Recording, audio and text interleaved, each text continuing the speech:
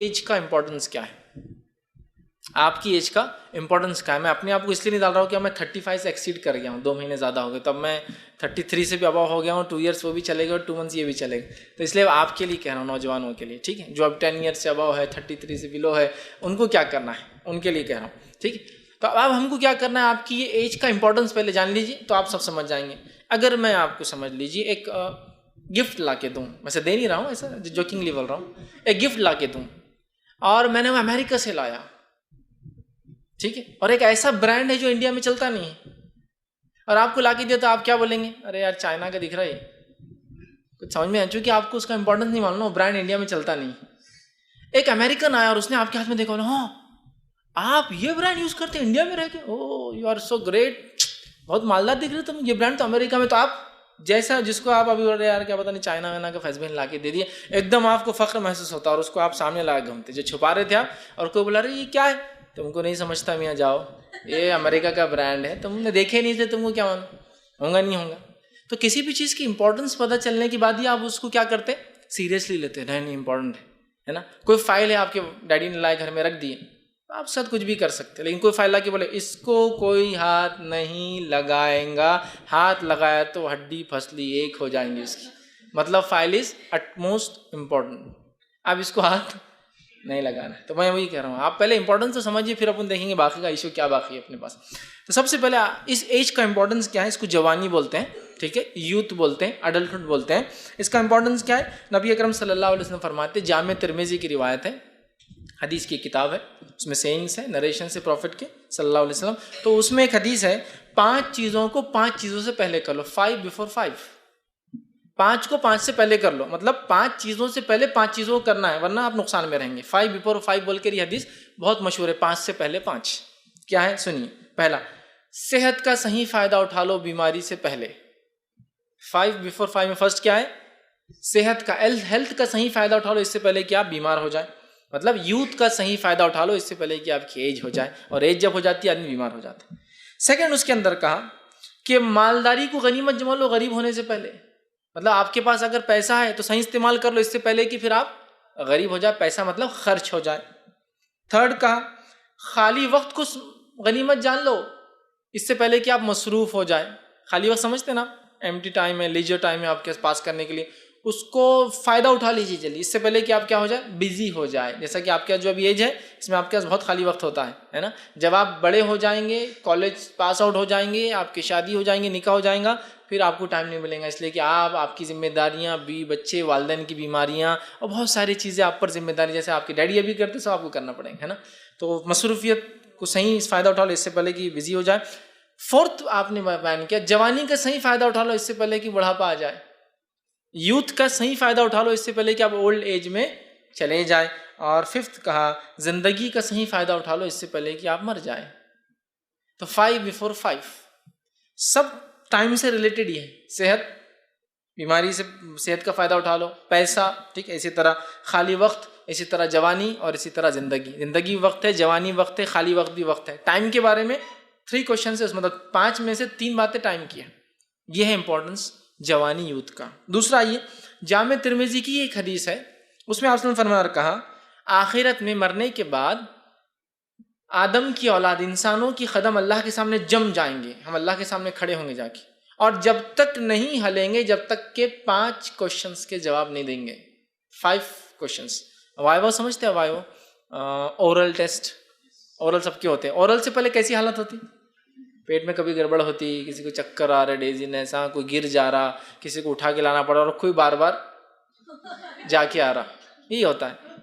क्यों, ओरल है ना, वाइवा है, टीचर सामने होंगे, अब वो टीचर कैसे क्या लो, आप कितने बार झगड़े उनसे, कितना बुरा बोले उनको, वो एक मसला खड़ा हुआ है सामने, है ना, एक बार ये बोल दिया था, दूसरी बार सुना नहीं था, अब टीचर पूरा बदला निकालेंगे, है ना, ओरल।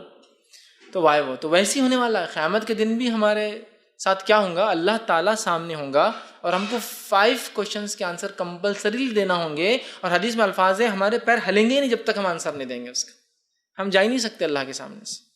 अब आप थोड़ा सा सोचिए, अकेले टीचर जो आपको हमेशा पढ़ाते, कुछ टीचर्स तो पूरे स्कूल लाइफ आप देखते, केजी से उनको देखते, फर्स्ट से उनसे पढ़ना सीखते, तो 10 तक उनसे सीखते रहते। हिंदी सीख रहे तो 4th से शुरू हो रहा तो 10 तक आप उनसे सीख रहे, मैथमेटिक्स आपको शुरू हो 4th से लेकर 10th तक आप उनसे सीख रहे हैं, या फिर आपका इंग्लिश लैंग्वेज जो शुरू हो रहा KG से तो आप 10th तक सीख रहे हैं, टीचर वही है, कभी कभार प्राइमरी और हाई के, लेकिन उन्हीं को आप देखते रहते।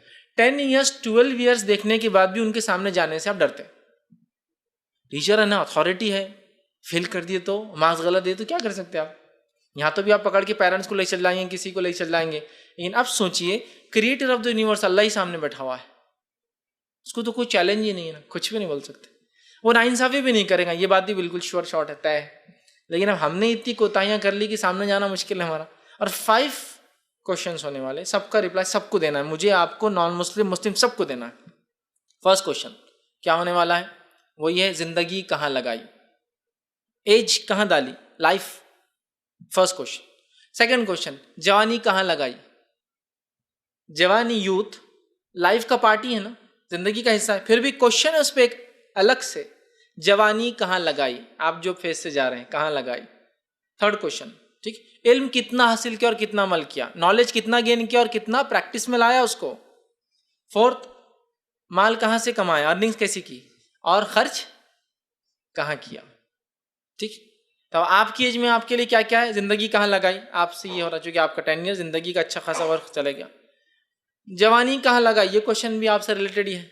ठीक, इल्म कितना हासिल किया, कितना अमल किया, ये भी रिलेटेड है। माल कहाँ से कमाया, वो छोड़ दीजिए, अभी आप कमाते नहीं, लेकिन एक तो है कहाँ खर्च किया, अगर पॉकेट मनी मिलती है तो कहाँ डालते, पूछ तो होने वाली है, क्योंकि आप 10 ईयर से अब हो चुके हैं, तो हर चीज़ की कोई आपसे पूछ है। अगर गलत करते हैं तो फिर पकड़ हो जाएंगी, अच्छा करते हैं तो अल्लाह ताला फ़ायदा भी देंगे, है ना। तो 5 सवालात के जवाब देना, उसमें से एक क्या है, जवानी, फिर आगे ना यूथ, आगे आइए।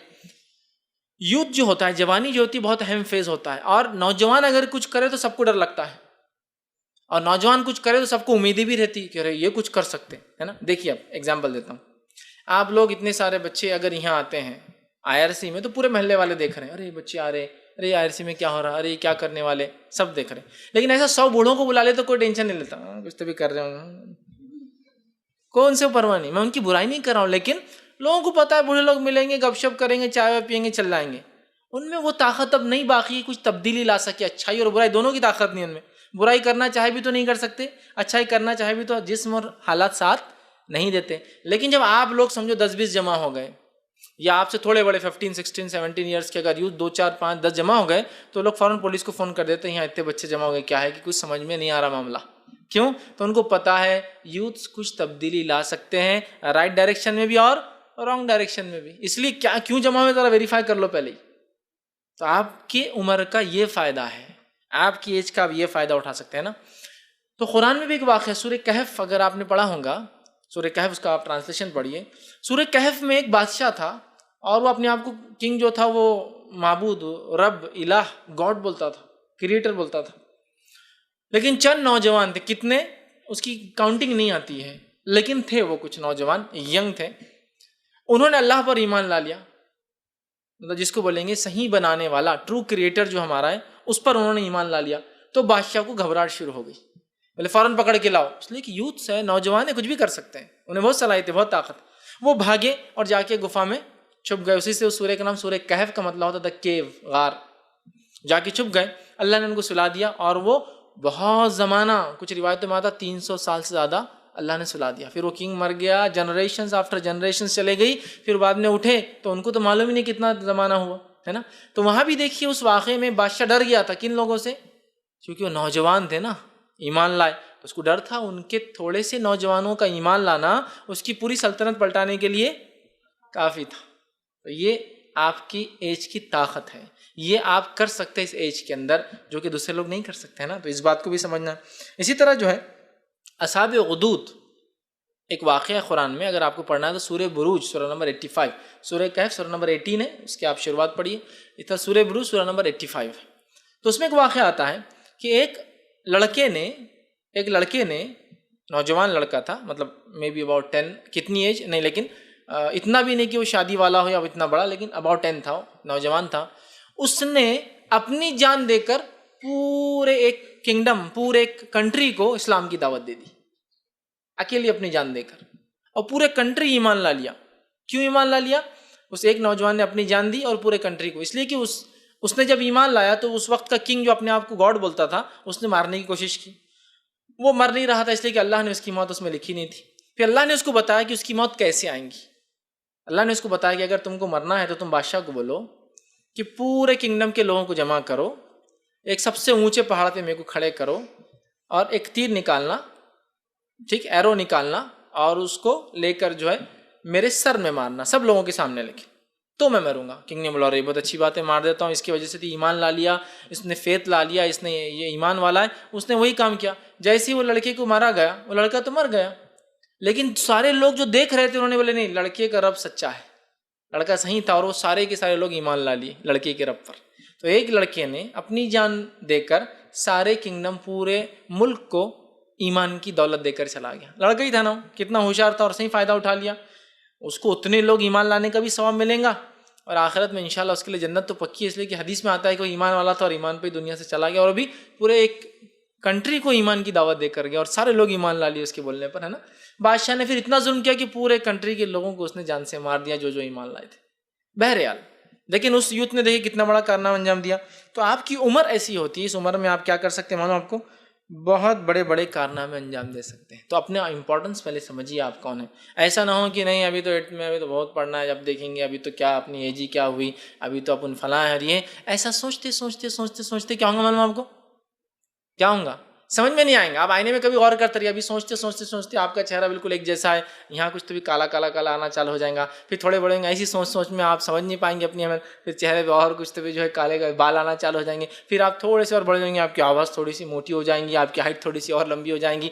और सोचते सोचते आप सोचेंगे ना, चूँकि आपने ये एज में नहीं सोचा तो वो एज में भी नहीं सोचेंगे। फिर एक ज़माना आएगा, फिर आप बड़े हो जाएंगे, फिर सोचते सोचते एक रुखा छप जाएगा जिस पे आपका नाम लिखा हुआ, एक लड़की का, आपकी शादी हो रही। फिर सोचते सोचते सोचते कहीं अकीक़े अपने बच्चों के आप कर देंगे। फिर सोचते सोचते एक आएगा कि बड़े आपको देख रहे हैं, आपके बच्चे, और आप बेड पे लेटे और ऐसी बगैर सोचे समझे दुनिया से हम चले जाएंगे, इसलिए कि हमने कभी सोचे नहीं ना वो जो उम्र में सोचने की थी। बस हाँ अभी तो चेंज है, अभी तो बहुत वक्त बाकी है, अभी तो बच्चे हैं वो, अभी तो 11 ईयर्स 12 ईयर्स 8th है, अभी तो ग्रेजुएशन 10th है, 12th है, ग्रेजुएशन है, पोस्ट ग्रेजुएशन है, डॉक्टरेट है, पोस्ट डॉक्टरेट है, फिर जॉब है ना, यही सोच रहे हैं आप सब। लेकिन हम नहीं जानते ना, मैंने इसलिए बोला ना कि टाइम कब खत्म होगा आप भी नहीं जानते, मैं भी नहीं। तो जो टाइम है उसका सही हमको यूज़ करना है, इस बात को हमको समझना है। अब जवानी एक बहुत अहम मरहला, ये बात तो मैं समझता हूँ आप सब समझ गए, इंपॉर्टेंट एज है। जवानी में इंसान को